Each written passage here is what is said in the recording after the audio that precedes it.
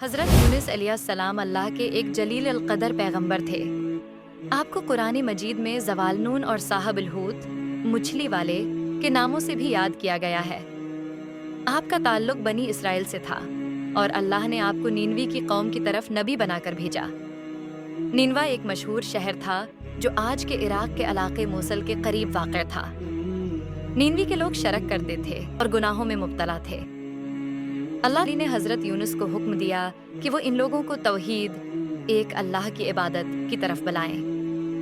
حضرت یونس نے کئی سال تک ان لوگوں کو اللہ کا پیغام پہنچایا۔ وہ دن رات اللہ کی وحدانیت کی دعوت دیتے رہے، لوگوں کو نرمی سے سمجھاتے رہے، مگر قوم نے انکار کیا، مذاق اڑایا اور آپ کی باتوں کو جھٹلایا۔ حضرت یونس کو ان پر بہت افسوس اور غصہ ہوا۔ حضرت یونس نے اپنی قوم کو خبردار کیا کہ اگر وہ باز نہ آئے تو اللہ کا عذاب آئے گا، مگر لوگوں نے اس تنبیہ کو بھی مذاق سمجھا۔ حضرت یونس نے اللہ کا حکم آنے سے پہلے غصے میں شہر چھوڑ دیا۔ وہ یہ سمجھے کہ اب اللہ کا عذاب نازل ہوگا اور وہ قوم ہلاک ہو جائے گی۔ حضرت یونس شہر سے نکل کر ایک ساحلی علاقے میں پہنچے اور ایک کشتی میں سوار ہو گئے۔ وہ کشتی سمندر کے بیچ میں پہنچی تو سخت طوفان آ گیا۔ کشتی ہچکولے کھانے لگی اور لگتا تھا کہ وہ ڈوب جائے گی۔ لوگ کہنے لگے، یہ مصیبت کسی بڑے گناہ کی وجہ سے ہے۔ لوگوں نے قرعہ ڈالا تاکہ معلوم ہو کس کی وجہ سے یہ مصیبت آئی۔ 3 بار قرعہ ڈالا گیا اور تینوں بار حضرت یونس کا نام نکلا۔ حضرت یونس نے خود کو قصوروار سمجھا اور سمندر میں چھلانگ لگا دی۔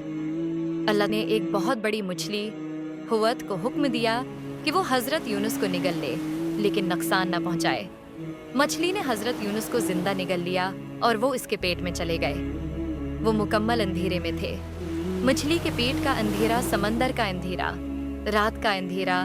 حضرت یونس نے اپنی غلطی کا اعتراف کیا کہ وہ اللہ کا حکم آنے سے پہلے ہی اپنی قوم کو چھوڑ کر چلے گئے۔ انہوں نے اللہ تعالی سے سچی توبہ کی اور مسلسل یہ دعا پڑھی، لا الہ الا انت سبحانک انی کنت من الظالمین۔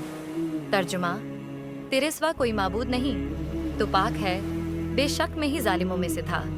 یہ دعائے یونس کے نام سے مشہور ہے اور بہت فضیلت رکھتی ہے۔ اللہ نے حضرت یونس کی توبہ کو قبول کیا۔ مچھلی کو حکم دیا گیا کہ وہ حضرت یونس کو ساحل پر اگل دے۔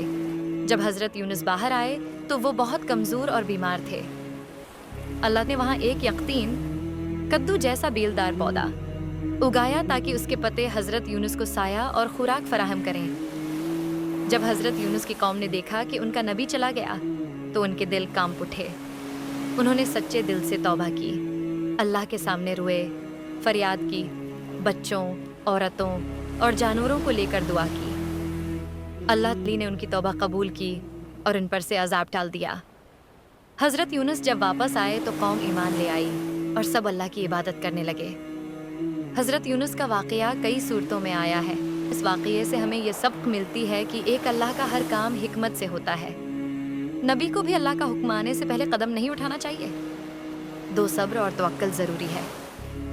اللہ کے نبیوں کو بھی آزمائشوں سے گزارا جاتا ہے۔ 3 توبہ سب سے بڑی نجات ہے۔ حضرت یونس کی دعا آج بھی مشکل وقت میں بہت مؤثر ہے۔ 4 اللہ کی رحمت وسیع ہے، چاہے کتنے بھی گناہ ہوں اللہ معاف کر دیتا ہے۔ 5 قوم کی اجتماعی توبہ قبول ہوتی ہے۔ حضرت یونس کی قوم کی مثال ہمارے لیے نشان عبرت ہے۔